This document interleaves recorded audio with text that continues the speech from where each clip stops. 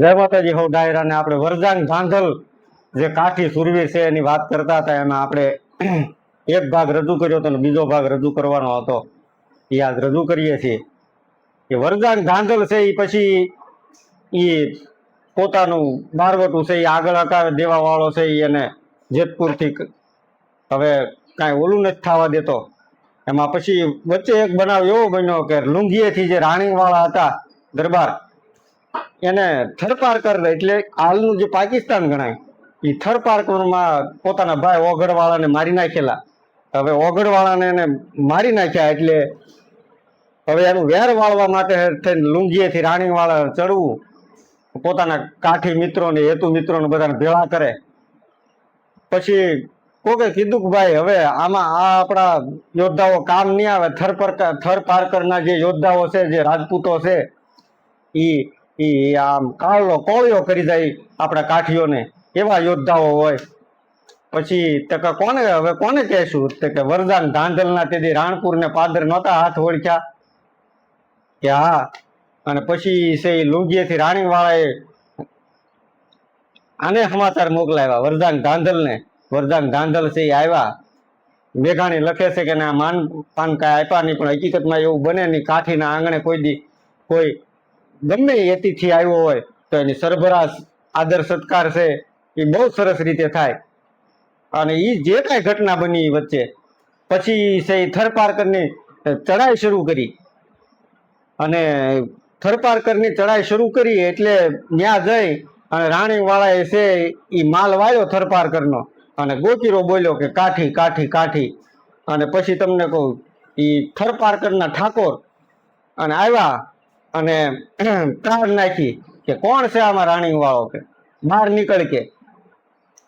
પણ રાણીવાળો છે એ ધ્રુજી ગયા અને એમ છું કે બહાર જાય તો આજ મને નક્કી મારી નાખશે. એ બીજી વાર હાથ પાડ્યો કે રાણીવાળો કોણ છે, જટ બહાર આવ્યો. અને જ્યાં ત્રીજી વાર હાથ પાડ્યો ને ત્યાં વરદાન ધાંધલ છે ને એનાથી ન રહેવાનું. એને પડમાં ઘોડી નાખીને બરછી કાઢીને કીધું કે હું પોતે રાણીવાળો. અને પછી છે એ એકબીજાને એ સામે સામે ધીંગાણું છું. એ થરપારકરના યોદ્ધાઓને વરદાન ધાંધલે હરાવ્યા. ત્યાંથી કાઠી છે એ પાછા નીકળી ગયા.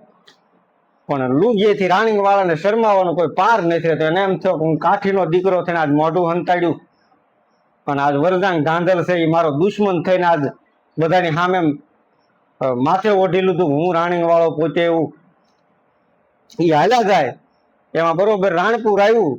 રાણપુરનો માર્ગ આવ્યો એટલે તાજણને એ વરદાન ધાંધલે છે એ તારવી અને તારવીને કીધું કે લ્યો રાણીવાળા બાપ રામ રામ. હવે ત્યાં રાણીવાળાએ કીધું કે ભાઈ હવે હાલો તમે લુંગીએ, મારે તમને શીખ કરવી છે. કે શીખ મારે જોતી નથી, પણ મનની મીઠપ છે ને એ સદાની માટે એવી ને એવી રાખજે. એ આવી ઘટના બની. પછી આ બાજુ દેવાવાળાનો જેતપુરથી છે એ ત્રાસ વધતો જાય છે. હવે તો પોતાના ઢોર, જે ઢોળાવા ગામ છે પોતાનું વરદાન ધાંધલનું, ત્યાં ઢોરે ચલાવવાની મના કરી દીધી છે. પછી આખરે પછી વચમાં એક ઘટના એવી બને છે એ આ જે થરપારકરની લડાઈ કરીને આવ્યા અને આમ હરખનો ક્યાંય પાર નહોતો. એ બરોબર સીધી એ ગામમાં ગઈ ઘોડી અને કીધું કે કાઠિયાણીને ટકોરા માર્યા હતા ને એટલે ઉગાડવાનું કીધું. એ કાઠિયાણી ઉગાડ્યા પહેલા જ જવાબ દઈ દીધો કે આજ કાઠિયા આજ રોકાયમાં કે કારણ કે દેવો વાળો આજ ગામમાં છે. એ જ્યાં એ હરખની વાત કરવાનું એક જ ઠેકાણું હતું એ કાઠીને. એ આજ ત્યાં દેવો વાળો છે એ વેરી થઈને ઉભો હતો. પછી તો દેવા વાળાની છે એ ભીહ વધતી જાય છે. પછી તો બાયુ છોકરાને બધાને કાઠિયાણીને બધાને એને રાણપુર તેડાવી લીધા. રેહાણ રાણપુર તેડાવી લીધા. એટલે હવે દેવા વાળાને છે એ પોતા એના ગામડા ભાંગવામાં ને ઓલું કરવામાં કાંઈ ખામી નથી રહેવા દીધી.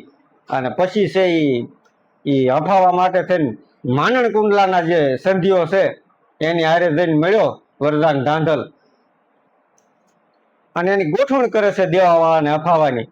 પણ પછી બરોબર અહીંયા સંધિઓને મળવા ગયા અને નીકળવાની વેળા આવી એટલે આમ છે એ અપશુકન થયા એટલે સંધિઓએ કીધું કે વરદાંગભાઈ આજ રોકાઈ જાઓ, આજની રાત અપશુકન થાય છે.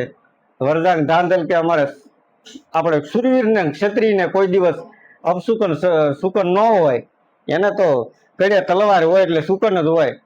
અને આજ એને રાણપુર જવાની ઉતાવળ છે અને ક્યારે મોકલાવી દીધું તું કાઠિયાણીને કે આજ હું આવીશ. અને પછી તો ઈ જાય બરોબર ગામની બહાર નીકળવાની આમ તૈયારી કરે, ત્યાં બસિયા અટકના જે કાઠી છે ઈ ત્યાં આગળ કાંક જાન લઈને આવેલા અને શરણાઈનું ઢોલ વાગે છે. અને બરોબર વરદાંગ ધાંધલ જ્યાં પાદરમાં આવ્યા ત્યાં બસિયાએ જે કાઠી હતા એને ઓળખી લીધો કે આ તો વરદાંગ ધાંધલ. કારણ કે પહેલાના સમયમાં કાંક વિશાવણ બસિયા નામના કાઠીને વરદાંગ ધાંધલે મારેલા. અને પછી તો એ ઓળખ્યા તે કે હા હું વરદાંગ ધાંધલ પોતે કે. તો કે થા માટી કે. અરે કે માટી જ હોય, કોઈ દી માટી થવાનું થોડું હોય. અને બે બસિયા વચ્ચે અને વરદાંગ ધાંધલ વચ્ચે ધીંગાણું થામ્યું. એક હામથી 50 તલવાર પડી, તલવારના કટકા થઈને ઉડી ગયા. અને સુરવીર છે એ આમ ઉજળું મોત જાણે 50 કાઠીઓની સામે વાર્યું હોય એવું મોતને વાર્યું એ માણસે. અને એ સમાચાર છે એ સવારમાં ત્રાગડના દોરા ફૂટ્યા, ત્યાં લૂંઘ્યા, રાણપુર બેહાણ રાણપુર છે ત્યાં પોગાડ્યા કે ભાઈ વરદાંગ ધાંધલ છે એ આવી રીતે કામ આવી ગયા. એ વરદાંગ ધાંધલ ની આગળ કામ આવી ગયા એટલે સવારમાં એક વેલડું આવીને ઉભું રહ્યું કે બાપા વરદાંગ ધાંધલના ઘરેથી કાઠિયાણીને આપા દેવાવાળાએ તેડાવ્યા છે. એ કાઠિયાણીને મનમાં એમ થતું હતું કે હવે મારી પાસે કાંઈ નથી, આ 2-4 ગાભા છે ને 2 છોકરા છે, આ ગાભા છે 2-4 ફોંકી દઉં દેવાવાળાને એટલે આજ અમારો હિસાબ કિતાબ છે એ હંધો પૂરો થઈ જાય. એ વેલડું ગયું સીધું ઢોળાવાના ચોરે દેવાવાળો છે એ કાઠીનો છે એ ડાયરો ભરીને બેઠેલો. અને વેલડું જેવું નીકળ્યું એટલે કીધું કે માલકોરથી છોકરાને ઉતારી લેજો. અને જેવા છોકરાને ઉતારે એટલે કાઠિયાણી વરદાંગ ધાંધલના ઘરેથી છે એ બોલ્યા એ કે હા હવે એને ટૂંકા કરી નાખો એટલે તમારો હિસાબ કિતાબ પૂરો થઈ જાય બહુ. અને દેવાવાળાએ છે એ આમ ગદગદ તે કંથે એમ કીધું કે ભલે બહુ સારું દીકરી બા એમ કરીને ગયા. અને પછી વરદાંગ ધાંધલના જે છોકરા હતા એને ખોળામાં બેહાડી અને આખા ઢોળાવાનો ગ્રાહ આપ્યો, હથિયાર બંધાવ્યા અને ખોળામાં બેહાડીને કીધું કે જેવું તારું બાપનું જેવું મોત થયું ને એવું ઉજળું મોત તારું થાજે, એવો સુરવીર થાજે, એવો બહાદુર થાજે. અને આજ પણ ઈ વરદાંગ ધાંધલની જે ખાંભી છે ઈ માંડણ કુંડલાના ધાપામાં છે. આવી સરસ મજાની ઇતિહાસની કેટલી કથાઓ, પણ માણસને અત્યારે શોર્ટમાં એટલો બધો મોહ લાગી ગયો છે કે લાંબુ કોઈને સાંભળવું નથી. હવે અંતરના ઊંડાણની તો કોક વેધુને કહેવાય, ચોરે ન ચર્ચાય ચિત્તની વાતું શંકરા.